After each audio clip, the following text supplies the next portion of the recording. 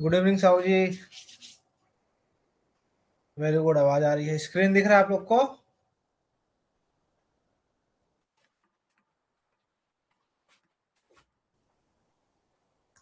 Management concept, हम management start करेंगे आज।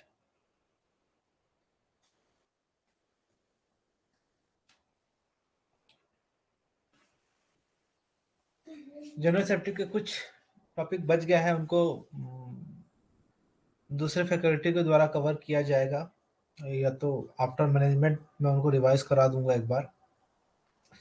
मैनेजमेंट भी एक लास्ट टॉपिक है, तो उसको कवर करना जरूरी है, इसलिए मैनेजमेंट कवर करना जरूरी है। तो मैनेजमेंट कंसेप्ट में क्या है कि मैनेजमेंट एक कॉमन शब्द है, कॉमन नहीं है, बहुत ही स्पेशल है। इसे समझना और समझ के उसका सही अर्थ निकाल पाना, वो एक बहुत बड़ा टास्क है, समझिए। तो मैनेजमेंट को समझे,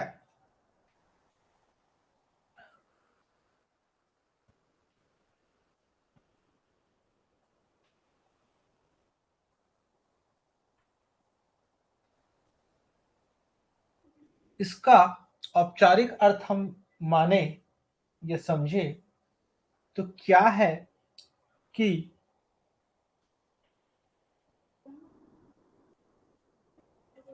मेकिंग पीपल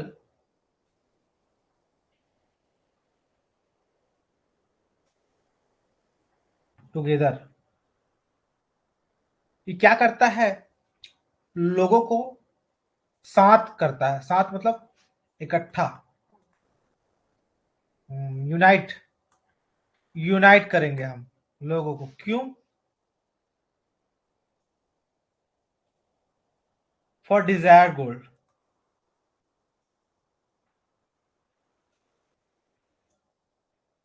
तो making people together for desired goal. अब जो मैनेजमेंट शब्द है, कौन सा शब्द? मैनेजमेंट। ये इसको हम कब जोड़ पाएंगे कि ठीक है, टुगेदर आए, यूनाइट हुए एक डिजायर्ड गोल पाने के लिए। एक स्पेशल केस में उसको हम बोलेंगे कि वो मैनेजमेंट है। कब? Using available resources efficiently and effectively।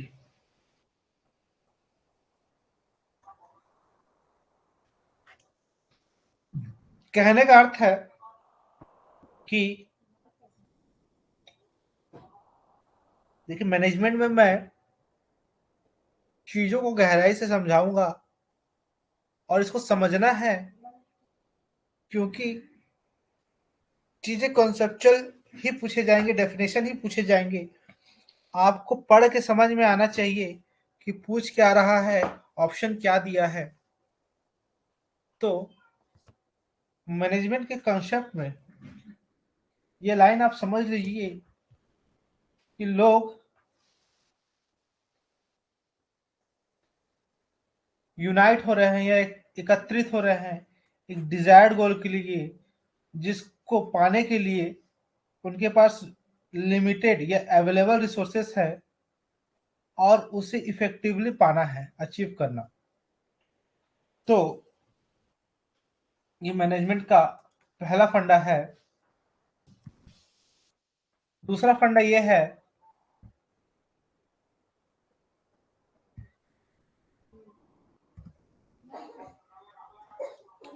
कि ये होता कैसे है। मतलब आपने आदमी इकट्ठा कर लिया, आपने गोल चुन लिया आपने, रिसोर्सेज इकट्ठा कर लिए।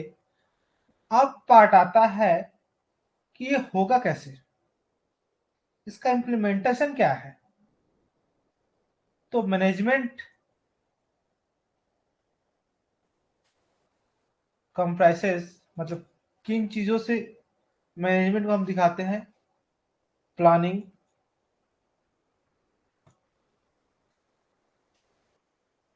ऑर्गेनाइजिंग,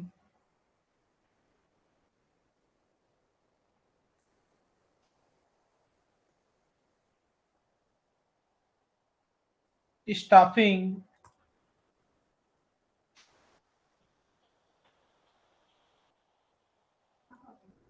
लीडिंग, कोऑर्डिनेटिंग,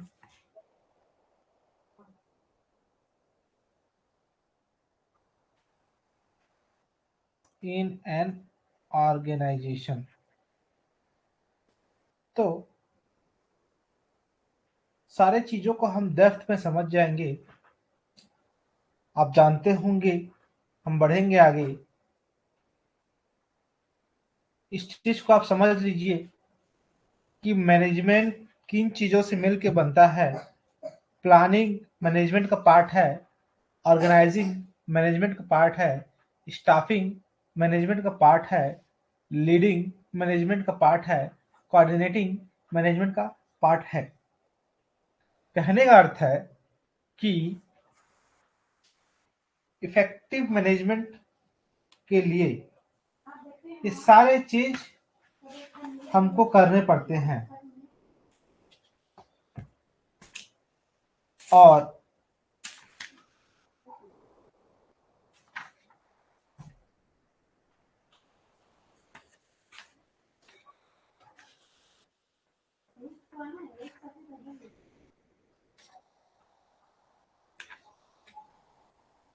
हम इन्हीं चीजों को आगे थोड़ी सी डेप्थ में जाएंगे समय के साथ।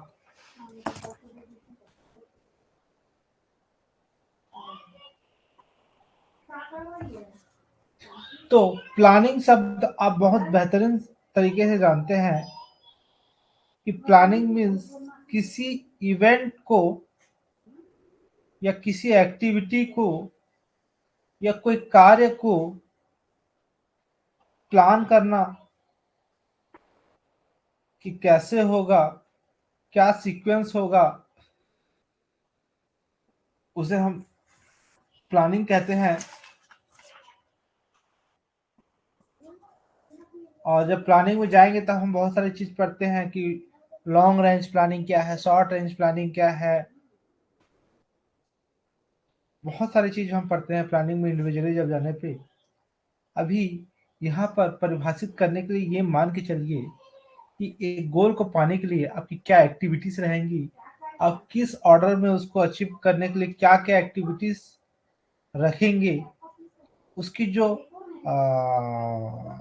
थिंकिंग वाली पार्ट है। आप पहले से जो एक फ्लो चार्ट बनाएंगे कि how will this activity will get final implementation, वो प्लानिंग का पार्ट हो गया। Then organising. ऑर्गेनाइजिंग क्या होता है कि वाट एवर इवेंट है आपने चॉइस कर लिया कि ये एक्टिविटी पहले होगी, फिर वो एक्टिविटी होगी, उसके नेक्स्ट ऐसा एक्टिविटी होगा, देन उसको ऐसे यहाँ से परचेज करेंगे, देन वहां से बाई करेंगे। ये एक प्लानिंग हो गई। इन प्लानिंग को ऑर्गेनाइज करने के लिए आपको क्या चाहिए, मैन चाहिए एंड रिसोर्सेस चाहिए। तो उसको प्रॉपरली हम एक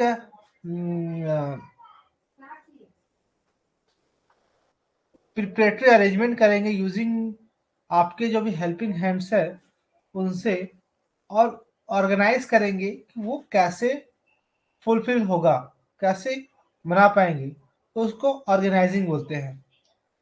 नेक्स्ट, स्टाफिंग।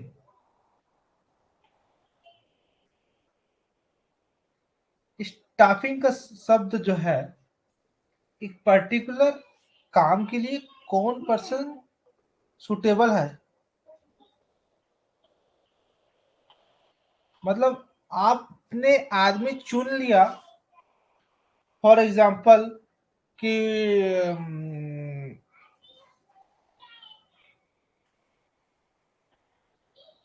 एक इवेंट कर रहे हैं हम, एक छोटा सा इवेंट लीजिए कि इंड्यूस ब्लास्टिंग करना है इन एन अंडरग्राउंड माइंस। क्यों करना है? करना इसलिए है कि लॉन्ग एक्सपोजर हो गया है छत का आफ्टर डिप्लेयरिंग ऑपरेशन, है ना। तो ये प्लानिंग हो गया कि हमको इंड्यूस ब्लास्टिंग करना है। सेकंड, हमको क्या क्या लगेगा, होल कैसे मारेंगे, यूडीएम से सेलेक्टेड यूडीएम। ऑपरेटर कौन रहेगा, गोफ एरिया है, ऑपरेटर पुराना आदमी चाहिए जो डिप्लेयरिंग में रहेगा। तो 3 आदमी हमने सेलेक्ट कर लिया कि ये कर सकते हैं। थर्ड, ब्लास्टिंग में कौन जाएगा, जो डिप्लेयरिंग में काम किए हैं, गोफ में घुसने का हिम्मत रखते हैं पैकिंग के समय, तो उनको हमने सेलेक्ट कर लिया। फाइनल ऐसे इवेंट हम ये करेंगे कि कौन हो लगा क्या। देन स्टाफिंग में पर्टिकुलर चॉइस करेंगे कि ये आदमी इसके लिए सूट रहेगा, ये आदमी इसके लिए सुटेबल रहेगा, ये आदमी इसके लिए सुटेबल रहेगा। ऐसा करके स्टाफिंग करेंगे। लीडिंग क्या होगा, now who will lead the operation. Operation को कैसे लीड किया जाएगा, किसके सुपरविजन में होगा, कौन आगे बढ़ेगा। लीडिंग का एक सिंपल सा शब्द यही है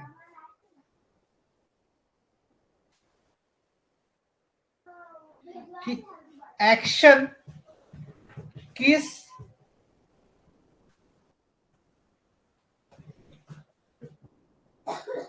डायरेक्शन में रहेगा और कौन करेगा, कौन सुपरसीड किसको करेगा। तो लीडिंग वो करता है जिसमें different kinds of leadership quality होती है, और एज पर ओकेशन हम चॉइस करते हैं कि हु विल मोर सुटेबल, कौन ज्यादा सुटेबल रहेगा। आफ्टर दिस ऑल,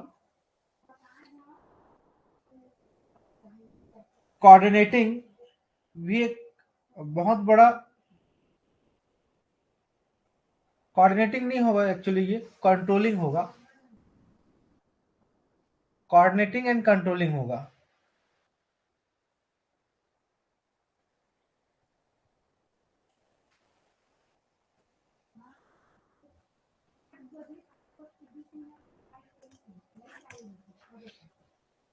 कि how will be the total event from planning to finalisation.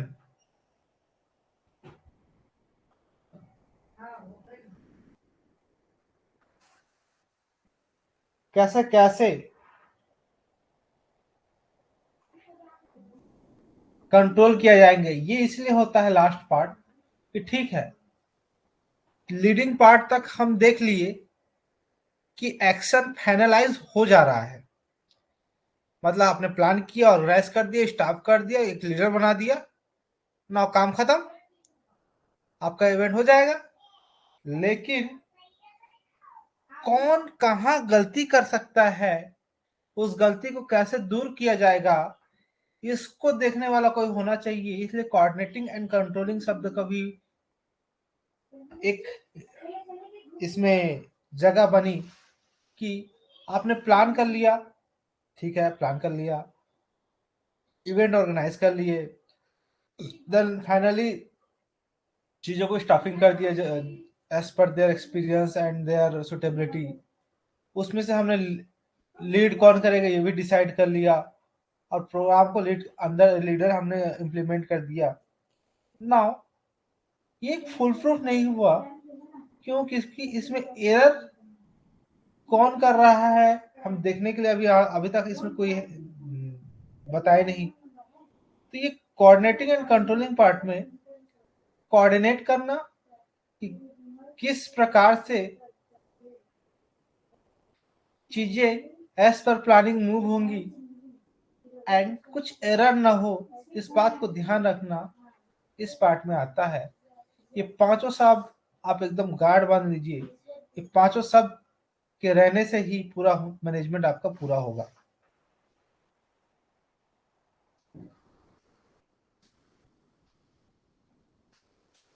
Now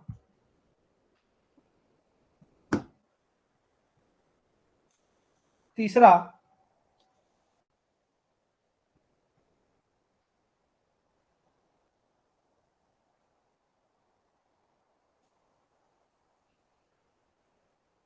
management concept में तीसरा पार्ट आता है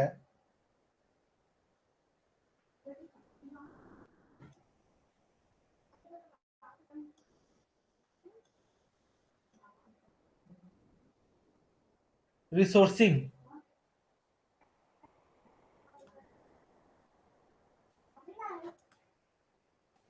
बहुत बड़ा टर्म है रिसोर्सिंग शब्द, कि डिफरेंट जो रिसोर्स है, चाहे वो ह्यूमन के हो, चाहे वो फाइनेंशियल हो, चाहे उस टेक्नोलॉजी हो, चाहे नेचुरल हो, इसको डेवलप करना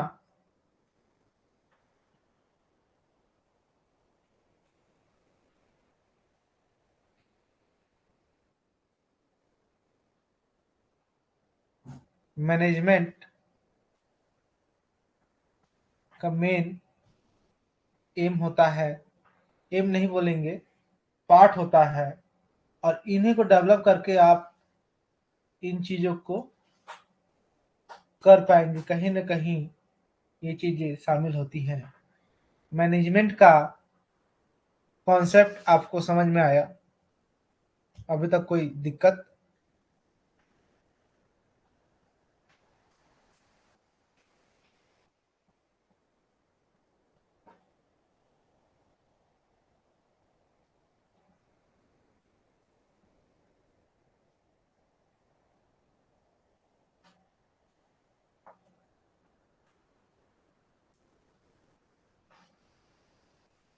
तो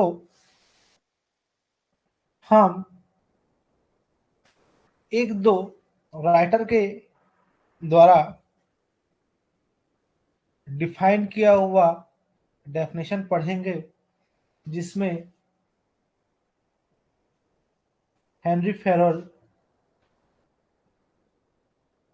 हेनरी फेरल बहुत प्रसिद्ध राइटर थे मैनेजमेंट के फील्ड के। उनका कहना था,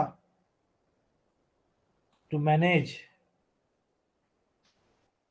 is to forecast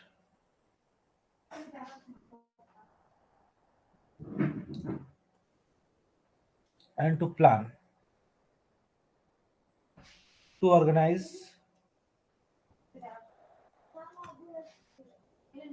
to command,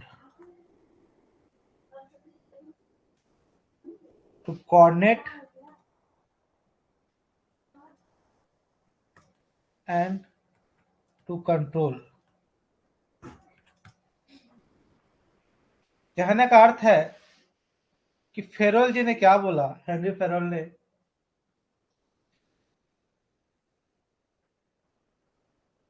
to manage शब्द का अर्थ है टू फोरकास्ट करना, टू फोरकास्ट करना, टू प्लान करना।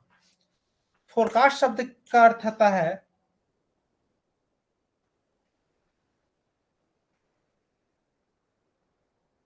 आप लोगों को पता है फोरकास्ट शब्द का क्या अर्थ होता है? फोरकास्ट शब्द बहुत कॉमन है, सुने होंगे। फोरकास्ट शब्द का अर्थ होता है कि प्रिडिक्ट करना कि क्या होना है या क्या करना है या क्या लगना है या कितना लगना है। एक उदाहरण कि दीपावली में मिठाई का सेल बढ़ जाता है।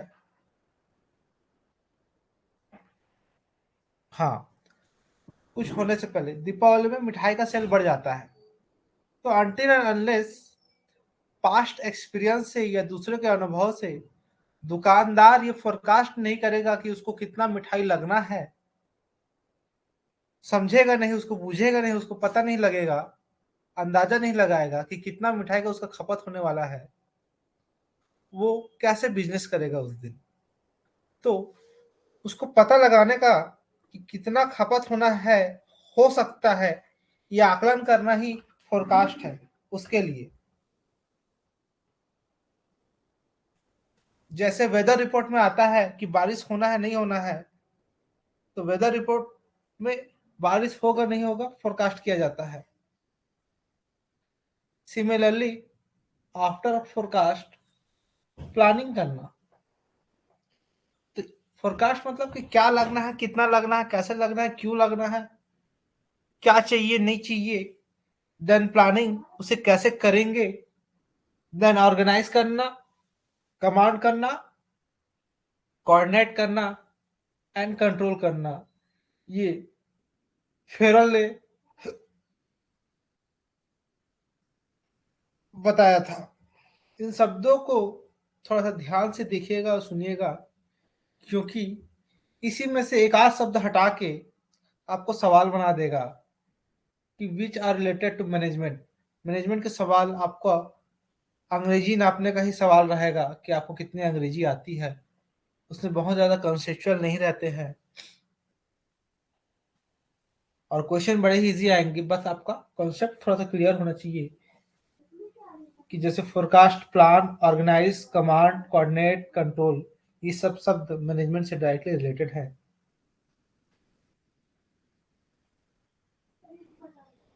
अगेन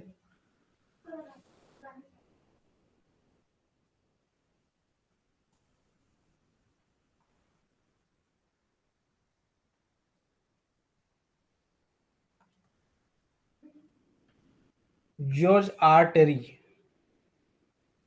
इसने भी मैनेजमेंट को कैसे डिफाइन किया कि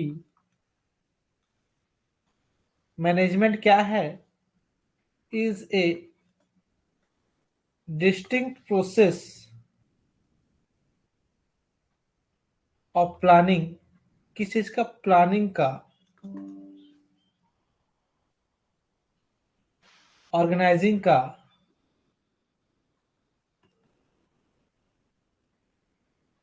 स्टाफिंग का, लीडिंग का, कोऑर्डिनेटिंग का एंड कंट्रोलिंग का। तो इस प्रकार से जॉर्ज आर टेरी ने मैनेजमेंट को डिफाइन कर दिया।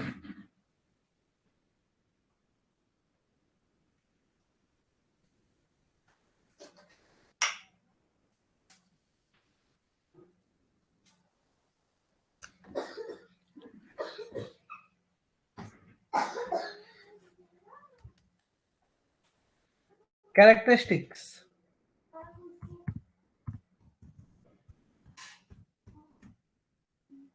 किसका, मैनेजमेंट का।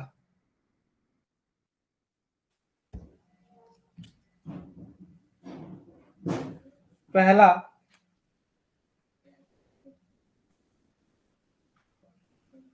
कि मैनेजमेंट क्या है, मैनेजरियल प्रोसेस है।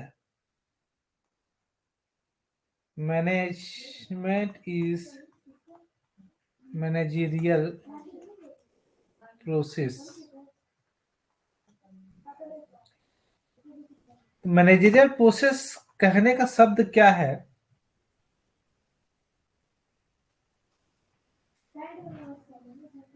जैसे मैनेजर होता है वो क्या करता है, लीडरशिप एक्सरसाइज करता है, वो एक लीडर की तरह रहता है, एक लीडर की तरह बिहेव करता है, एक लीडर ही होता है मैनेजर। और वो डायरेक्ट करता है, डायरेक्शन देता है विद इन द ऑर्गेनाइजेशन। और मैनेजमेंट प्रोसेस क्या इन्वॉल्व करता है, planning, organising, directing and identifying human error for the accomplishment of giving task. इस प्रोसेस का इसमें क्या क्या इन्वॉल्वमेंट है? Planning, organising,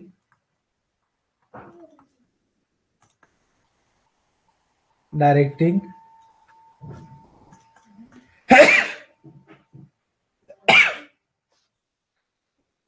and unifying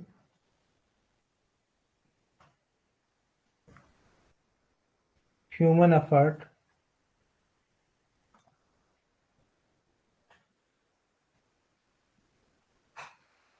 planning करना, ऑर्गेनाइजिंग करना, directing and unifying human effort for completing any task, साधारण भाषा में, या अकम्प्लिशमेंट ऑफ एनी टास्क। मैं खाली इतना ही लिखता हूँ। तो मैनेजरियल प्रोसेस का अर्थ क्या है? ये चीजें समावित होना। दूसरा दूसरा इसका कैरेक्टरिस्टिक्स क्या है? ये एक सोशल प्रोसेस है। मैनेजमेंट क्या है?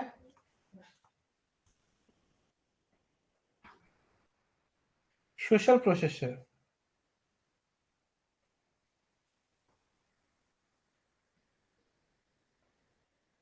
सोशल प्रोसेस इसलिए है क्योंकि इसमें ह्यूमन फैक्टर इन्वॉल्व होता है।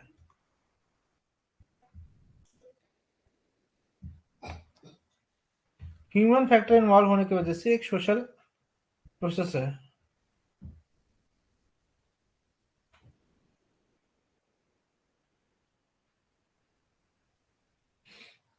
जैसे कि मैनेजर कोई भी कार्य को तभी कर पाएगा जब उसके सबऑर्डिनेट्स का उसके ऊपर कॉपरेशन रहेगा और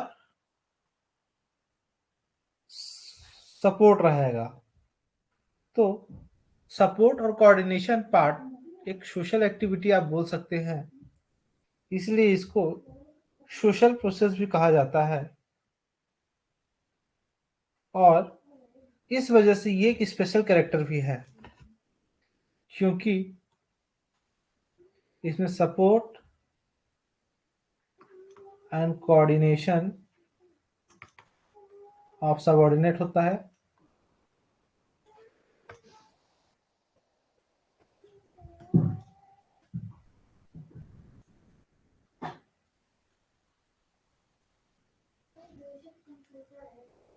यहाँ तक आप समझ गए होंगे।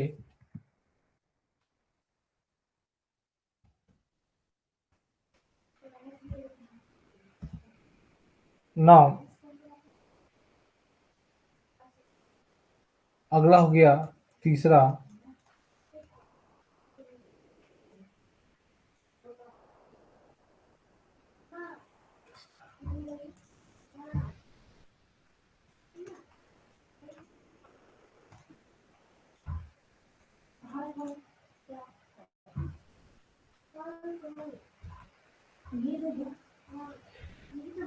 मैनेजमेंट जो होता है एक्शन बेस्ड होता है। एक्शन बेस्ड इसलिए होता है क्योंकि इसमें हमेशा कुछ अचीव करने की बात होती है। अचीव ऑब्जेक्टिव, इसलिए एक्शन बेस्ड होता है। रिजल्ट ओरिएंटेड होता है।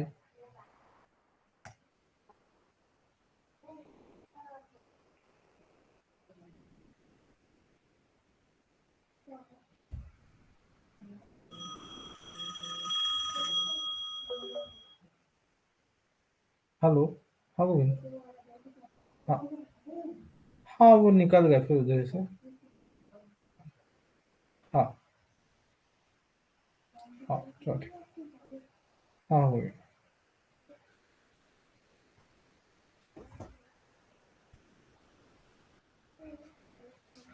तो रिजल्ट ओरिएंटेड होता है। नेक्स्ट,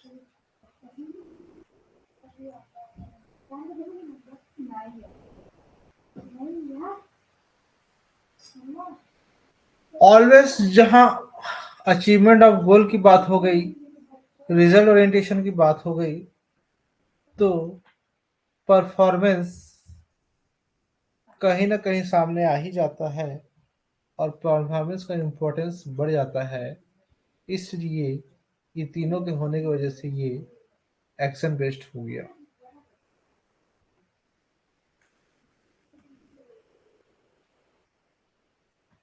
अगला है कि मैनेजमेंट जो होता है, ग्रुप एक्टिविटी होती है। अब ग्रुप एक्टिविटी कैसे हो गया?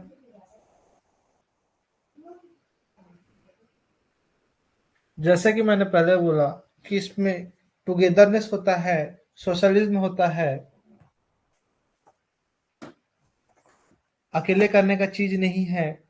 आपको प्रॉपर ऑर्गेनाइज करके स्टाफिंग करना ही पड़ेगा, तभी आप कोई भी एक्टिविटी कर पाएंगे। इसलिए ये एक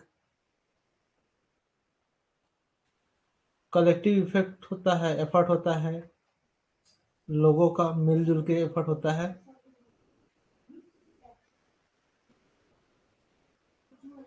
काहे के लिए? To achieve any goal. Collective effort होने की वजह से ये एक ग्रुप एक्टिविटी हो जाती है। अब क्योंकि ये ग्रुप, ये नंबर ऑफ पीपल इन्वॉल्व है,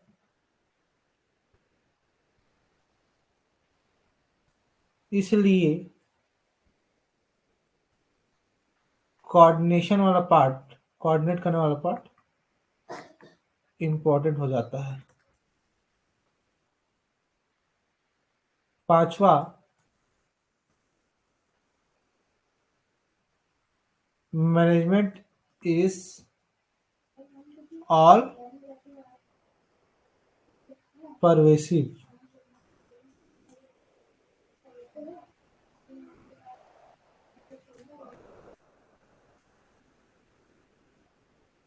परवेसिव शब्द का अर्थ होता है सर्वत्र। तो क्योंकि मैनेजमेंट क्या है, ऑल डिपार्टमेंट,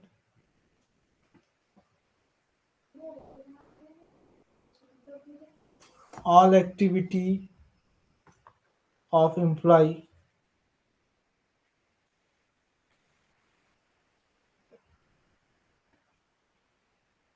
कवर करता है, इसलिए ये परवेसिव है, सारा चीज कवर कर लेने की वजह से।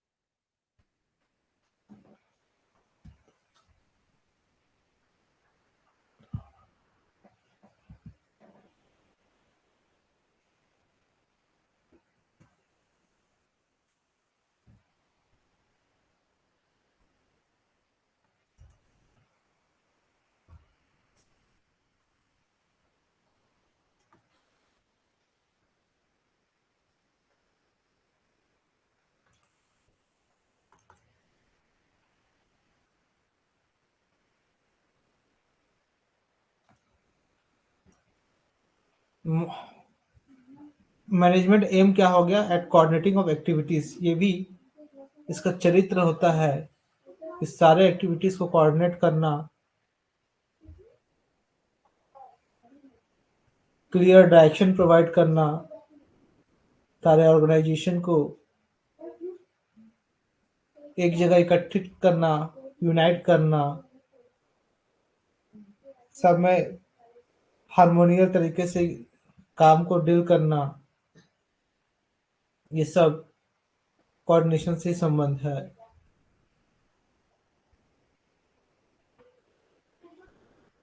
Management is innovative. जहाँ 10 लोग मिलकर काम कर रहे हैं, वहाँ 10 लोगों की आइडियाज लगती है, और आइडियाज कभी कभी बहुत ही डायनेमिक और टेक्निकल होते हैं, बहुत ही इनोवेटिव होते हैं, जो कि डिफरेंट सिचुएशन पे वेरीफाई नहीं वैरी करता है डील करने के लिए। और कभी कभी मैनेजर को एज पर सिचुएशन, एज पर दिस काइंड ऑफ आइडियाज अपने डिसीजन को भी वैरी करना पड़ता है।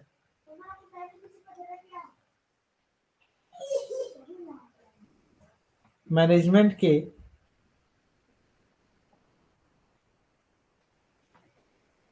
डिफरेंट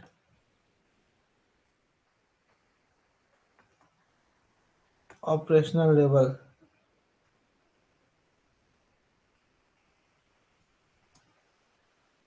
हर ऑर्गेनाइजेशन को मैनेजर्स की नीड होती है बिजनेस एक्टिविटी को मैनेज करने के लिए। और दिस मैनेजर जो मैनेज करते हैं वो अलग अलग लेवल पे होते हैं, जो अलग अलग लेवल पे कोऑर्डिनेट किसी अलग लेवल के कोऑर्डिनेटर से होते हैं। और ऐसे किसी एक्टिविटी को करने के लिए डिफरेंट लेवल पे डिफरेंट मैनेजर्स होते हैं, different operational level, different activity different operation level पे कवर की जाती है। तो ये कुछ कैरेक्टरिस्टिक्स थे मैनेजमेंट की, जिसे हम मैं समझ सकता हूँ कि साउंड इज नॉट क्लियर। ठीक है, तो ये कुछ कैरेक्टरिस्टिक्स थे मैनेजमेंट की। मेरे ख्याल से कैरेक्टरिस्टिक्स में कोई दिक्कत नहीं होगा।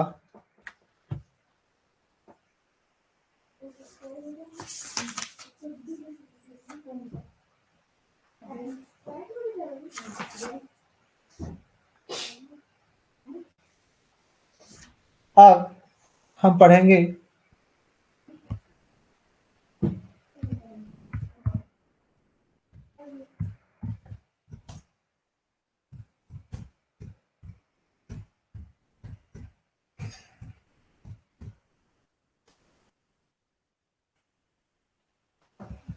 Evolution of management.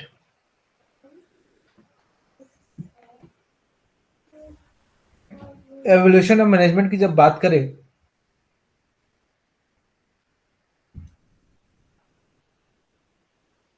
तो different theories, modern theories of management different बात करती हैं। तो कुछ बात या कुछ मेथड्स जो डिफरेंट एरा से फॉलो हो रहे हैं और कैसे उनका इवोल्यूशन हुआ, उनके बारे में बात करते हैं।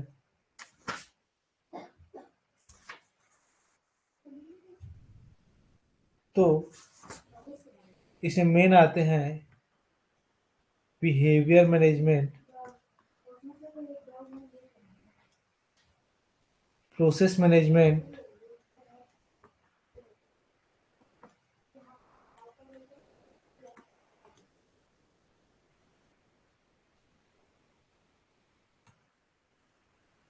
Quantitative approach to management,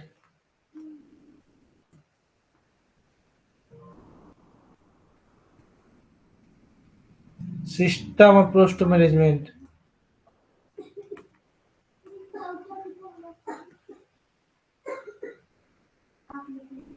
contingency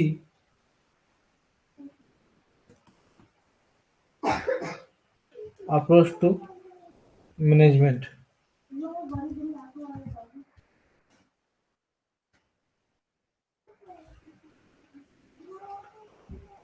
कुछ एवोल्यूशन थ्योरी कुछ अलग बात करती है कुछ थ्योरी कुछ अलग बात करती हैं। तो ऐसे ही एक थ्योरी हम देखेंगे कि कैसे एवोल्यूशन हुआ।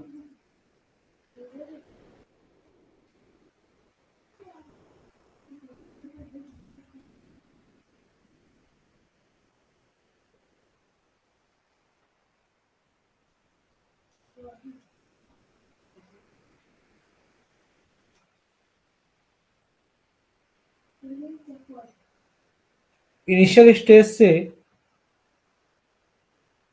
अभी तक बोल सकते हैं, बोला जाता है कि classic perspective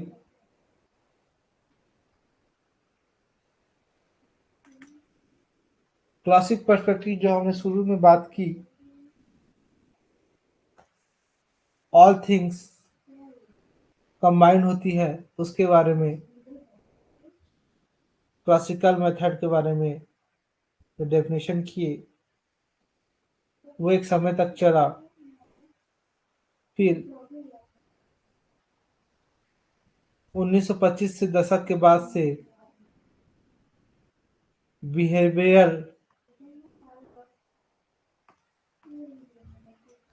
perspective, behaviour management की बात करेंगे आप, तो बिहेवियर बेस्ड मैनेजमेंट एक बहुत बड़ा टूल्स है मैनेजमेंट का, कि आदमी अपना बिहेवियर से ही अपने सोशल रिलेशन को ही मेंटेन करके काफ़ी हद तक मैनेजमेंट के टूल्स को इफेक्टिवली यूटिलाइज कर पाता है। तो उसके बाद करते सेम है, लेकिन यहाँ पर जो सोशलनेस वाला जो पार्ट है वो भारी हो जाता है। फिर जैसे जैसे समय बीतते गया, लोग क्वांटिटेटिव होते गए।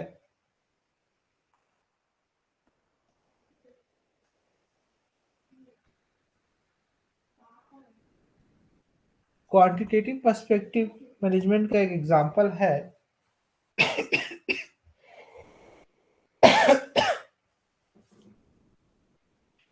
फॉर एग्जांपल, कि मैनेजमेंट को मजबूत करने के लिए, स्ट्रॉन्ग करने के लिए, गोल को इम्प्रूव मैनेजमेंट को इम्प्रूव करने के लिए हम कुछ क्वांटिटिव फिगर्स का यूज करने लगे।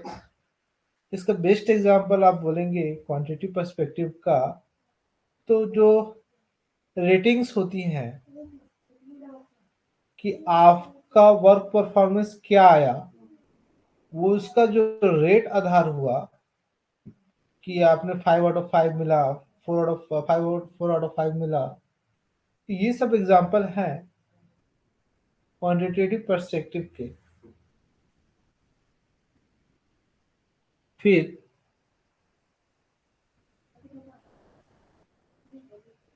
धीरे से समय बीतता गया, फिर आया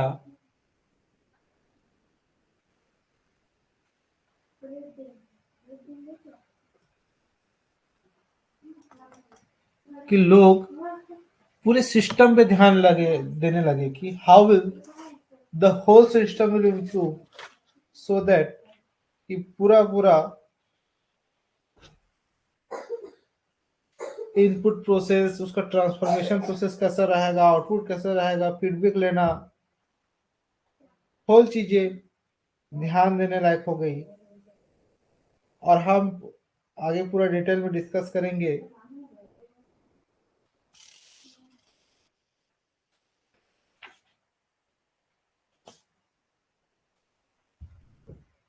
हम क्योंकि इंट्रोडक्शन पढ़ रहे हैं, इंट्रोडक्शन में पूरा फोकस करेंगे।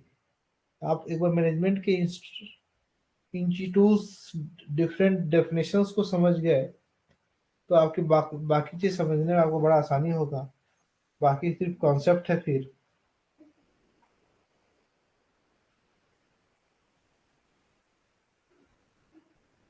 चलिए आगे बढ़ते हैं।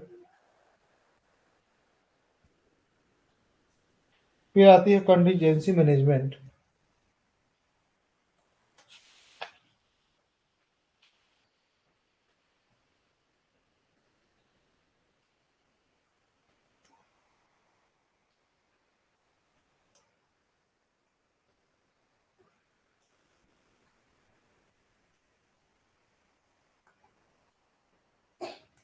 मैं एक रफ आइडिया दे रहा हूँ, आपसे साल नहीं पूछेगा क्योंकि मैनेजमेंट में इतना डिटेल नहीं जाएगा, बट एक आइडिया बता रहा हूँ कि कैसे कैसे मैनेजमेंट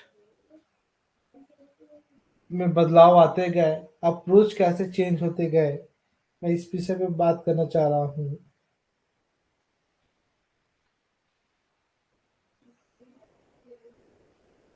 कंटीजेंसी मेथड में क्या होता है कि मैनेजर अब क्या करेगा, आइडेंटिफाई करेगा कि कौन सा टेक्निक, कौन सा मेथड मोर सुटेबल है किसी ऑब्जेक्टिव को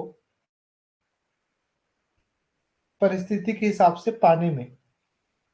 ये हो गया कंटीजेंसी अप्रोच कि अभी क्या सिचुएशन है, इस परिस्थिति में कौन सा मेथड को हमको यूज करना है, कौन सा टूल्स यूज करना है। ये कंटीजेंसी मेथड है, ये मैनेजमेंट बोलेंगे।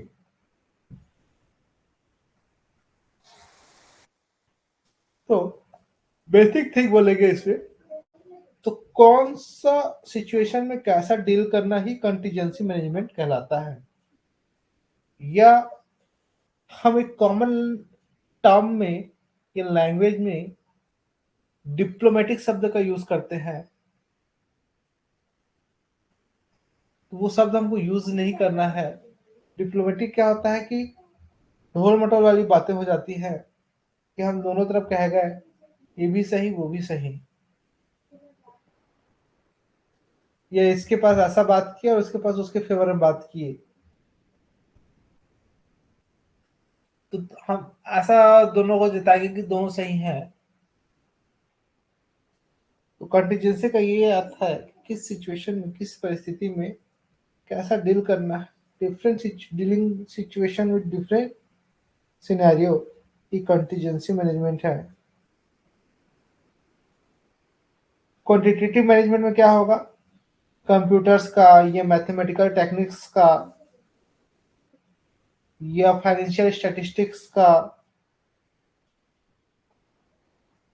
डिफरेंट मॉडल्स को इंट्रोड्यूस किया गया ताकि हम डिफरेंट सिनेरियो में उसको अडॉप्ट कर सके।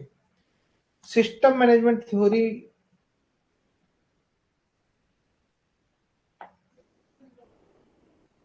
मैंने जैसे कि बात किया कि सिस्टम को इम्प्रूव करने की बात करता है।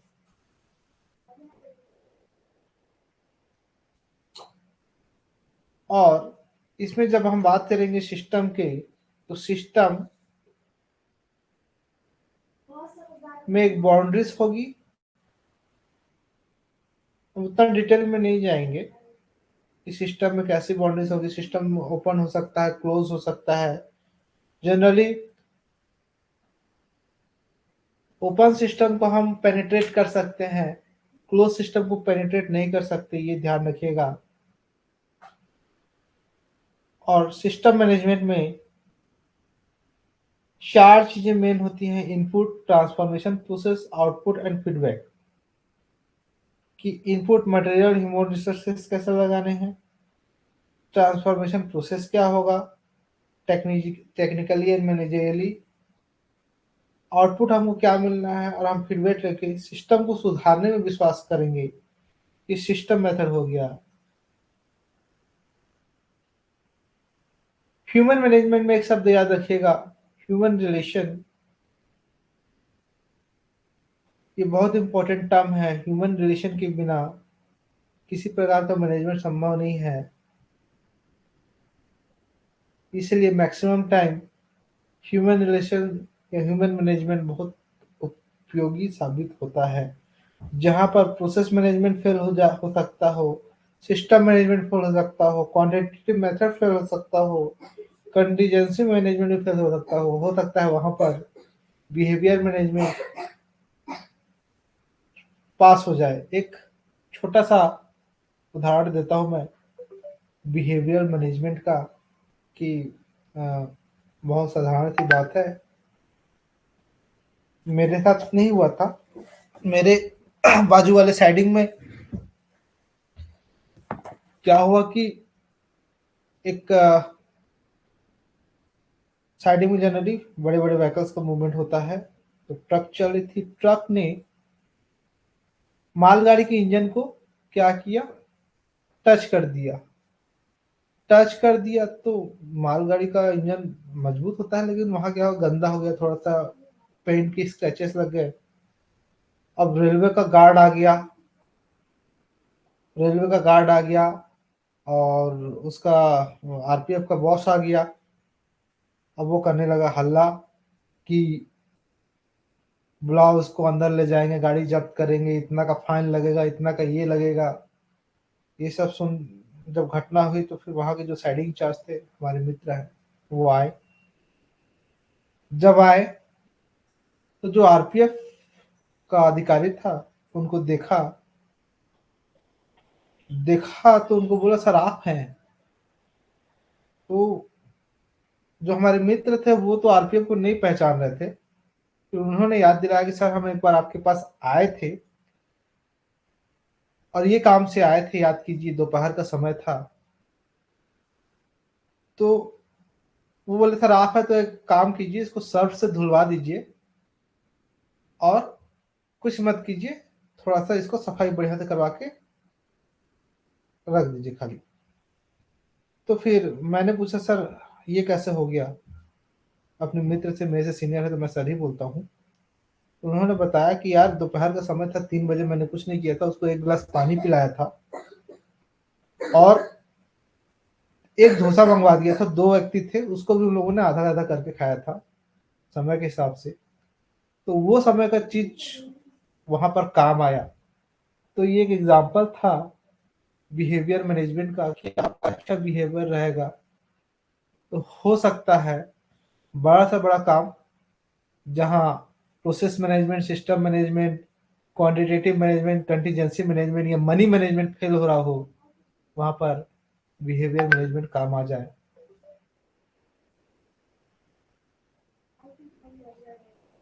तो ये चीजें जो मैंने 5 चीजें बताई, आपको समझ में आया? एनी डाउट यहाँ तक?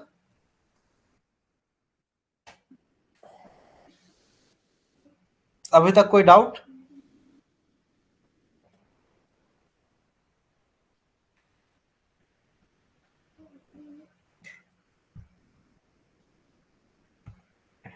Any doubt?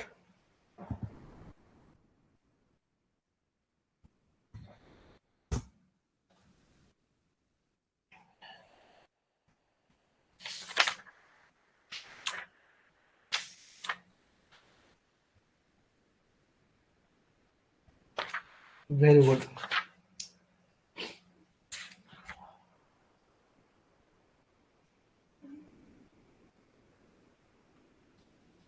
आप बनवारी लाल जी आप है क्लास में?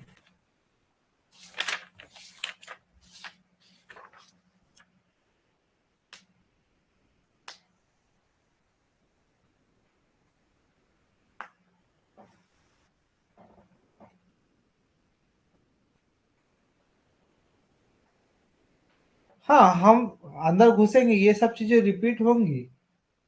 आप पहले समझिए कि चीजें कैसे हो रही है, क्योंकि मैनेजमेंट में बहुत ज्यादा डीप में नहीं पूछेगा, आप कितना समझे हैं वो ज्यादा जरूरी है।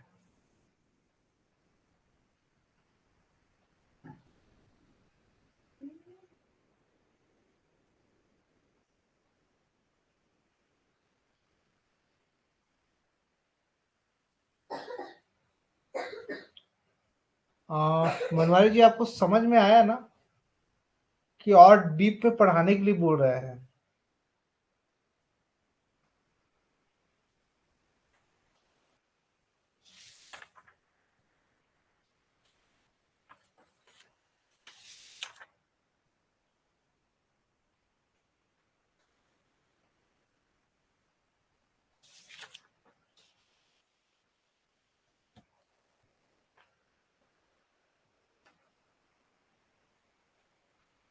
गुड।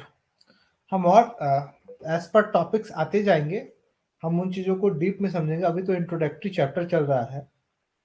इंट्रोडक्टरी चैप्टर में हम इंट्रोडक्शन फेज में हैं अभी। इंट्रोडक्शन फेज में पूरा हमको बहुत अंदर डेप्थ में नहीं जाना है। आप टर्मिनोलॉजी को समझिए, उनकी जीन में जाने का है ना, कि ये क्या है। क्वेश्चन आने के बाद क्वेश्चन समझना सबसे बड़ा टास्क है, क्योंकि आंसर आपके पास तो 5 दिए हैं, उसमें से कौन सा सबसे सही है ये आपको समझ में आया रहेगा तब आप जवाब दे पाएंगे। क्योंकि ये थ्योरी बेस्ड के क्वेश्चन आएंगे और आपको जो शब्द दिया जाएगा उसका अर्थ मालूम होना चाहिए। मैनेजमेंट में मोटा मोटी just like match the following type का क्वेश्चन को समझिए कि सवाल जो दिया है उसमें से कौन सा सबसे सही होगा, ये करना है। बाकी क्वेश्चन और मैनेजमेंट क्वेश्चन में यही अंतर है कि पांचों जवाब मोटा मोटी आपको सही लगेंगे कि ये भी सही है यार, ये भी सही है यार, ये भी सही है यार। तो मोस्ट करेक्ट वन कौन सा है वो देखना होगा। क्योंकि अगर आप लेजिस्लेशन पार्ट में जाएंगे तो मैक्सिमम क्वेश्चन में आपको क्वेश्चन देख के समझ में आ जाएगा इसका आंसर ये है, इस क्वेश्चन का ये डाटा है, ये आंसर ये डाटा होगा। जहां थ्योरी वाले क्वेश्चन आएंगे वो ऐसे क्वेश्चन मिलेंगे कि आपको 5 ऑप्शन में से 3 ऑप्शन सही लगेंगे, 2 ऑप्शन तो आप चुन लोगे कि ठीक ये तो गलत है। अब ये 3 में से कौन से सही है, ये तब आप ये कर पाएंगे जब आप समझे रहेंगे टॉपिक्स को। और टॉपिक्स को समझने के बाद आपको इवेलुएट करना होगा कि ये 3 में से सबसे सही है वो कौन सा। एक शब्द है जो इसमें छूट रहा है, इसमें है, इसमें नहीं है, इसमें है, या इसमें है, इसमें नहीं रहेगा, इसमें रहेगा। ऐसा करके उसको इवेलुएट करना होगा, सही आंसर तक पहुंचना होगा मैनेजमेंट में। तो इन चीजों को बड़ा ध्यान से आप लोग देखिएगा। हम बहुत ज़्यादा डीप में नहीं जा रहे हैं, मैनेजमेंट बहुत डीप और बहुत वास्ट है। हम just exam point of view पे ही चलेंगे, बहुत ज़्यादा डीप में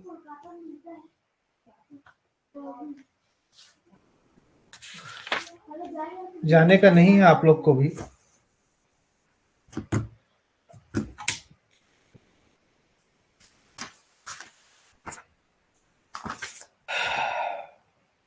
अब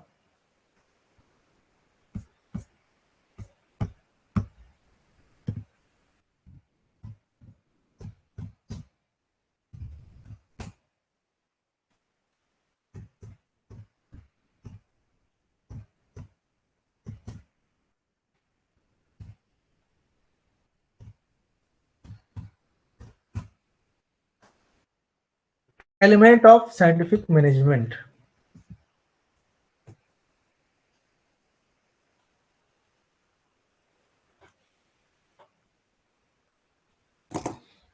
आप लोग बताइए कि साइंटिफिक मैनेजमेंट के क्या क्या एलिमेंट होंगे। बहुत सारी चीज हम डिस्कस कर चुके हैं। अब बस क्या चीज हम लोगों ने मिस कर दिया, क्या चीज उनको आपको ऐड ऑन करके बताना है। एलिमेंट्स ऑफ साइंटिफिक मैनेजमेंट आप एक एक करके बताते जाइए, मैं लिखते जाऊंगा। हमने डिस्कस कर चुका है, बताइए।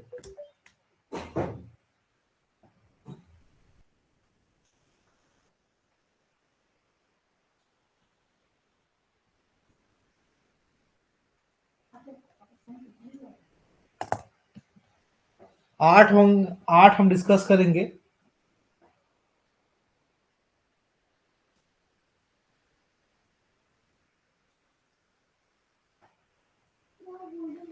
गुड। प्लानिंग,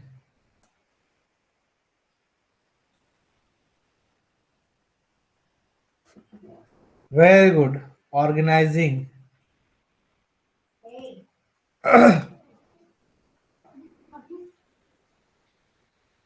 बताइए बताइए बताइए बताइए बताइए, सब हम लोग सही दिशा में जा रहे हैं आप लोग, एकदम सही दिशा में जा रहे हैं।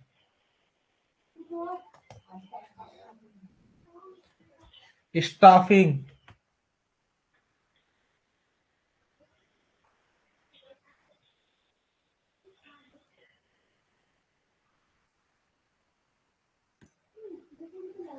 कंट्रोलिंग,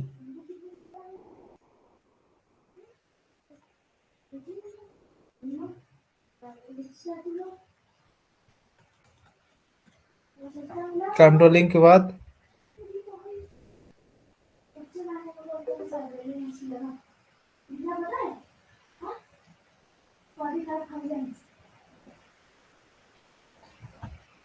ईडिंग,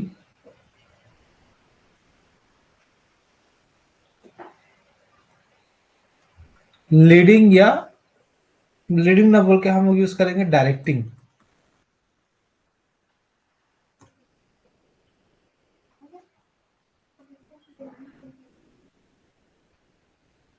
कोऑर्डिनेटिंग,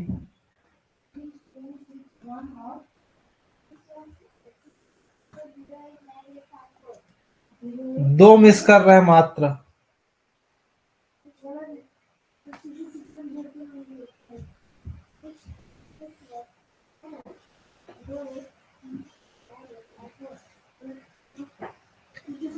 मैं एक एग्जांपल दे रहा हूं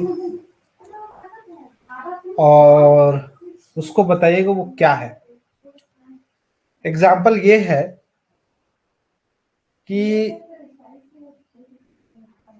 यार आज 2 ट्रिप और कर ले, कल छुट्टी कर लेना।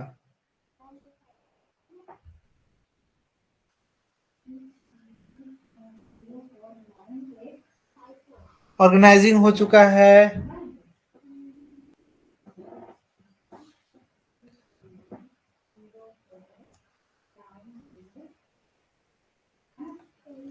कम्युनिकेटिंग ठीक है, कम्युनिकेशन जरूरी है, बिना कम्युनिकेशन का कोई मैनेजमेंट होगा नहीं। मैं एक एग्जांपल दिया आपको कि आज 2 ज्यादा कर ले, कल छुट्टी कर लेना। दूसरा एग्जांपल देता हूं कि यार साहब इस बार तुम्हारा टारगेट 200 का है, तुम 200 कर लोगे ना तो तुम्हारा मैं सीआर बहुत अच्छा लिख दूंगा। प्लानिंग भी हो चुका है बनवारी लाल जी। मैं देखिए प्लानिंग लिख चुका हूँ। प्लानिंग, ऑर्गेनाइजिंग, डायरेक्टिंग या लीडिंग, हम लोग डायरेक्टिंग शब्द यूज करते हैं। Leading, controlling, coordinating, staffing, communicating तक हो गया है। एक आप लोग मिस कर रहे हैं। मैं 2 एग्जांपल दिया हूं, अभी भी 2 एग्जांपल दिया हूं। चलिए एक और एग्जांपल देता हूं।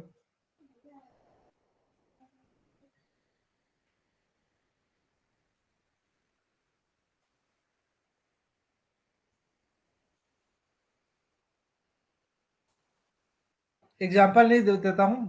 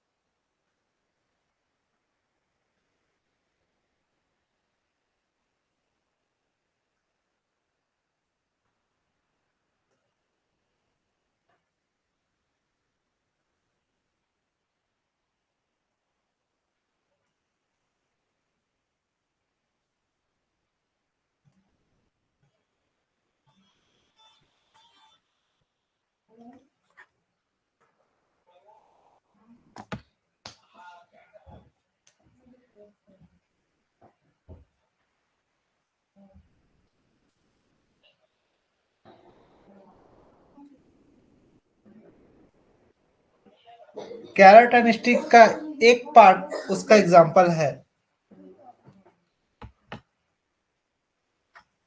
कैरेट वाला पार्ट,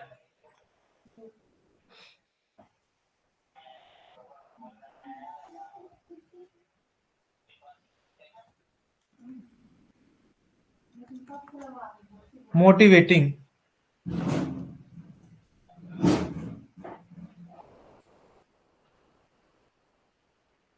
रिसोर्सिंग आपका किस पार्ट में कवर हो जाएगा कि आपको ऑर्गेनाइज क्या करना है, ऑर्गेनाइज में रिसोर्स, मैन पावर, मटेरियल, तो वो उसमें कवर हो जाएगा। तो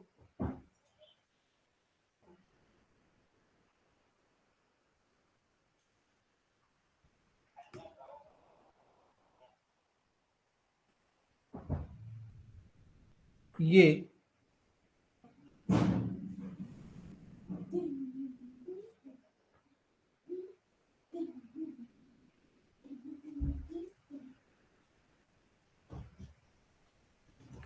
एसेंशियल एलिमेंट कहलाते हैं।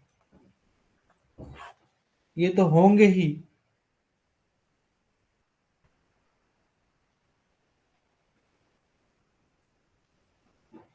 सम अदर एलिमेंट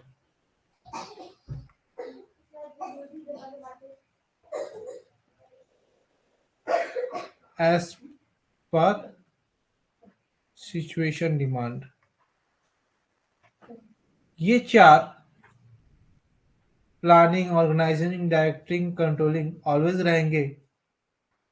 और इसमें से चारों दिख सकते हैं, कोई एक दिख सकता है, कोई दो दिख सकता है, कोई तीन दिख सकता है। तो अब नेक्स्ट क्वेश्चन कि ये 8 तो हो गए, ये 8 में 4 इंपॉर्टेंट है। कौन कौन से? Planning, organising, directing, controlling. Question पूछेगा कि इसमें से कौन सा सीक्वेंस सही है, कि पहले ऑर्गेनाइजिंग होगा, कि पहले प्लानिंग होगा, कि पहले डायरेक्टिंग होगा, कि पहले कंट्रोलिंग होगा। अरेंज दिस एक्टिविटीज या एलिमेंट एज पर सीक्वेंस। तो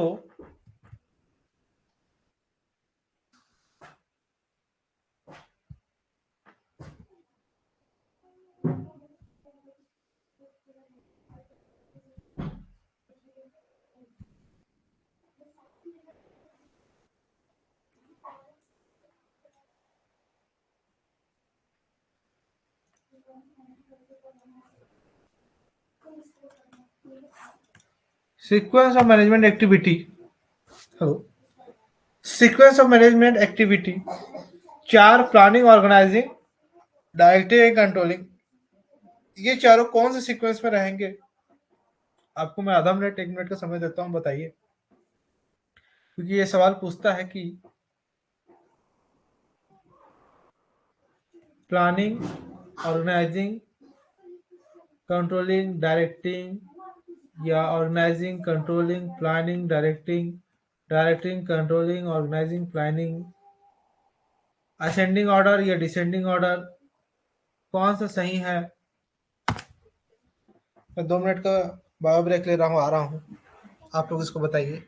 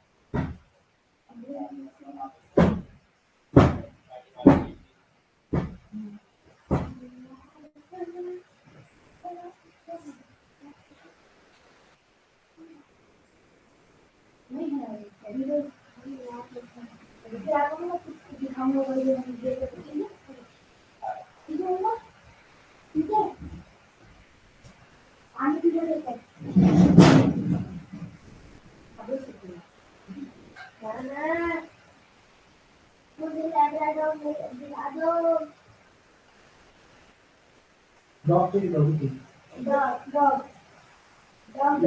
पेज है बाबू, डॉग फॉर्मेट बाबू। गेट बंद कर दे। क्या चीज? गेट बंद कर दे।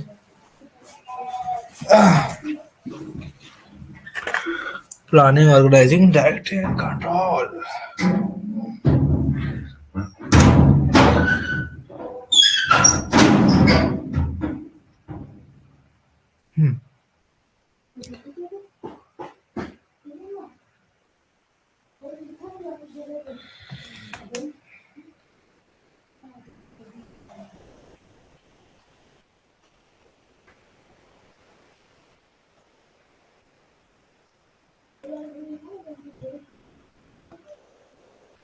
प्लानिंग के बाद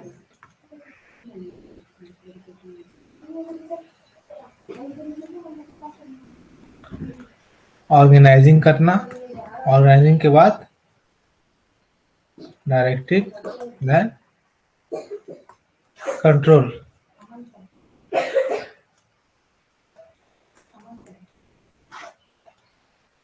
इसके बाद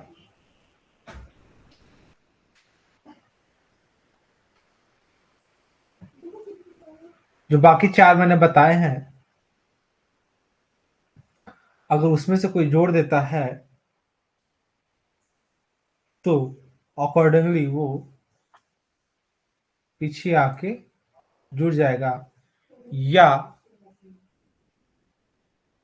सिनेरियो बेस्ड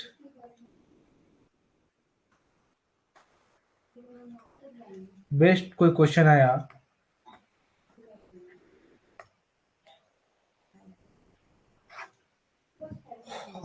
अभी तो नहीं आ रहा है, बट इन फ्यूचर इस पे सिनेरियो बेस्ड भी क्वेश्चन दे देगा।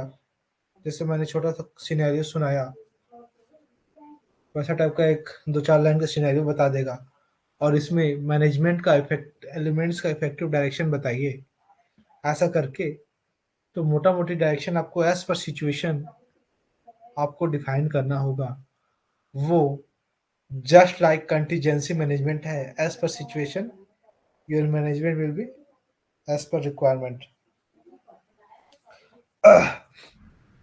इसके बाद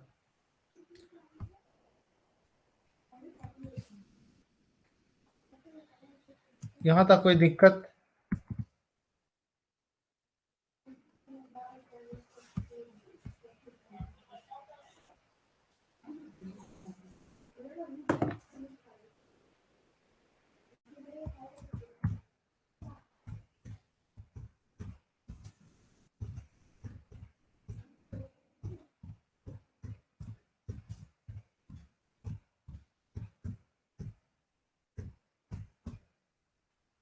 प्रिंसिपल ऑफ साइंटिफिक मैनेजमेंट।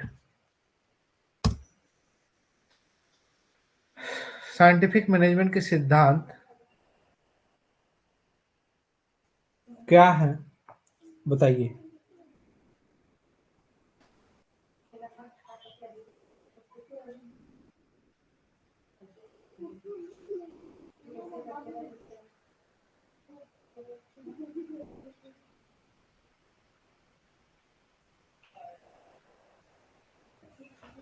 तो सबसे पहले नाम जान लीजिए, क्योंकि ये बहुत कॉमन चीज है, किसी भी अदर एग्जाम में भी पूछ सकता है। प्रिंसिपल ऑफ साइंटिफिक मैनेजमेंट किसने दिया था? तो F. W. टेलर। इसको और क्या बोलते हैं? Taylor's principle of management. तो किन बातों का जिक्र हुआ साइंटिफिक मैनेजमेंट में कि replace rule of thumb with science.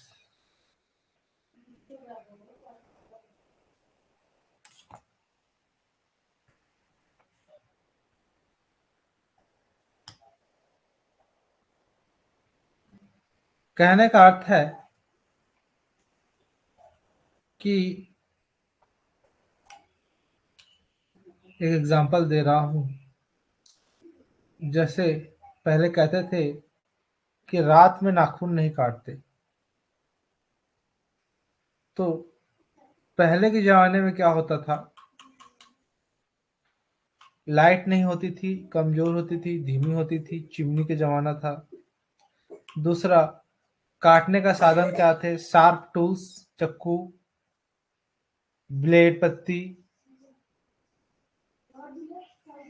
तो ये ऐसा कहा जाने लगा कि रात में नाखून नहीं काटना चाहिए।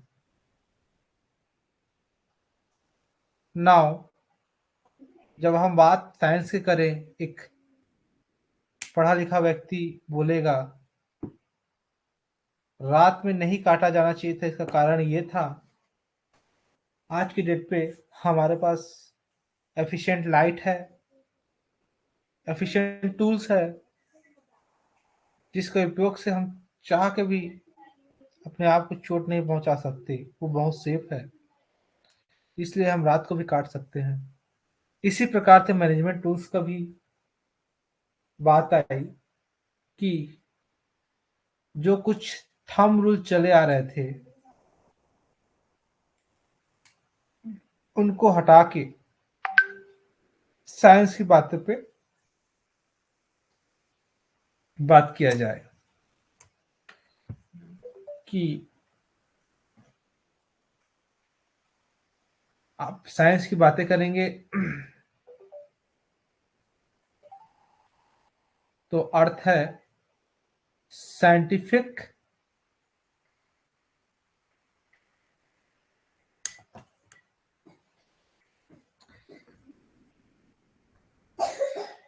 सिनेरियो में हम देखेंगे चीजों को, एक्टिविटी भी उसी हिसाब से हम चॉइस करेंगे, और आगे हम इसको डिस्कस करेंगे। आप समझ गए होंगे कि कही हुई बातें से नहीं, आज के अवेलेबल रिसोर्सेस या आज क्या संसाधन उपलब्ध है, उससे हमको रिप्लेस करना है चीजों को। अगला बात करते हैं हारमोनी की। हारमोनी नॉट डिस्कार्ड या harmony in group action. Harmony not discord या harmony in group action. Harmony शब्द का अर्थ आप जानते होंगे। हारमोनी बहुत ही कॉमन शब्द है, लोग यूज करते ही हैं। तो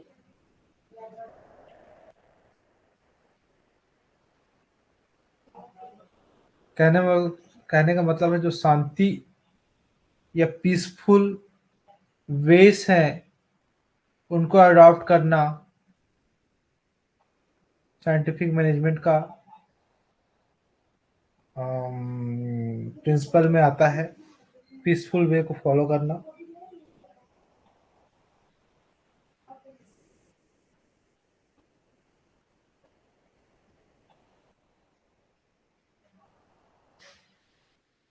तीसरा है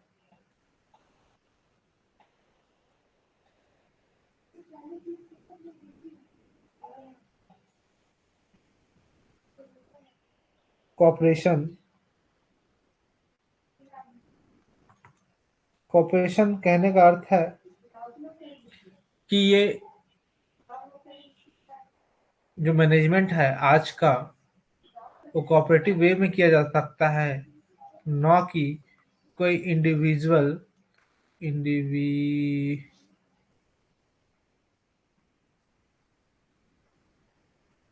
करने में सक्षम है। कॉपरेशन मस्ट है। चौथा,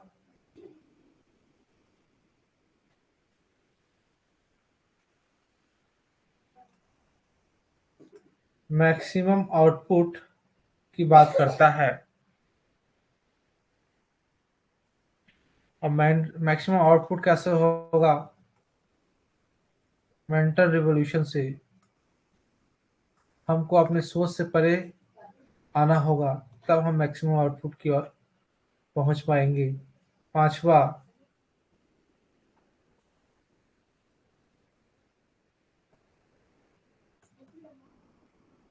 development of every person.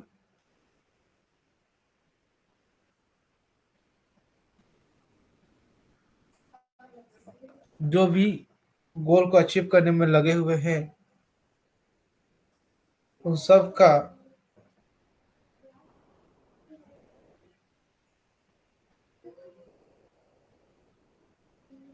Development scientific management का पार्ट है।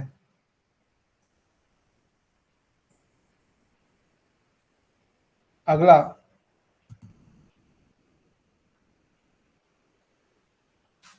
कि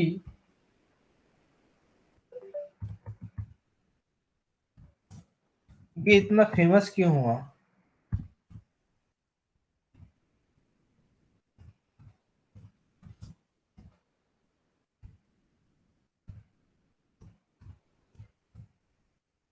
फेमस क्यों हुआ, तो कुछ इसमें फीचर्स अलग थे। वो क्या फीचर्स थे जिसकी वजह से ये अलग हो गया बाकियों से। तो ये अलग इसलिए हो गया कि इसने किस दिशा में बात की, separation of planning and working. ये दोनों को सेपरेट करके बता रहा है। इसका जब मेन पेपर देखेंगे तो दोनों को सेपरेट कर रहा है।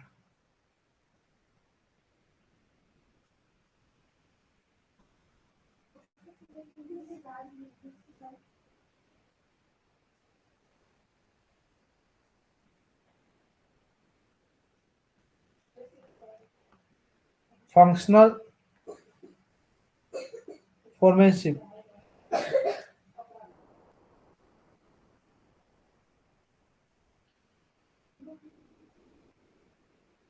फंक्शनल फोरमैनशिप कहने का अर्थ है कि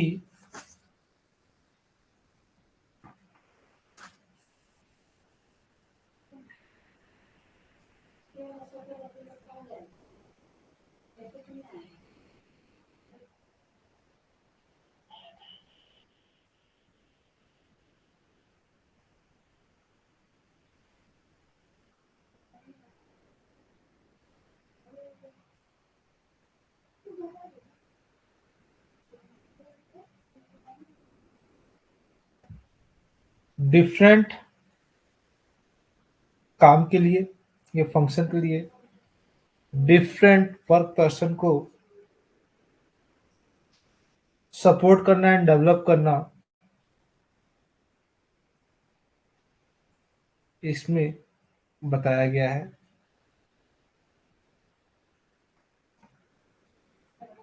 job analyser,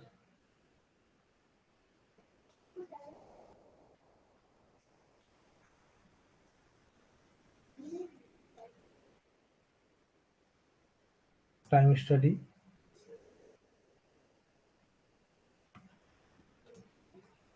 method study, motion study.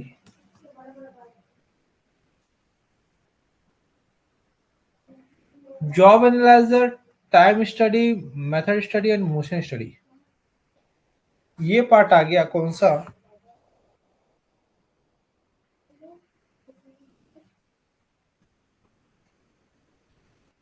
ये जॉब को एनालाइज करना प्रॉपरली कैसे करेंगे, टाइम स्टडी करके कि कितने टाइम में वो जॉब हो सकता है, देन कौन से मेथड से वो जल्दी हो सकता है और सेफेस्ट हो सकता है, उसके लिए मेथड स्टडी।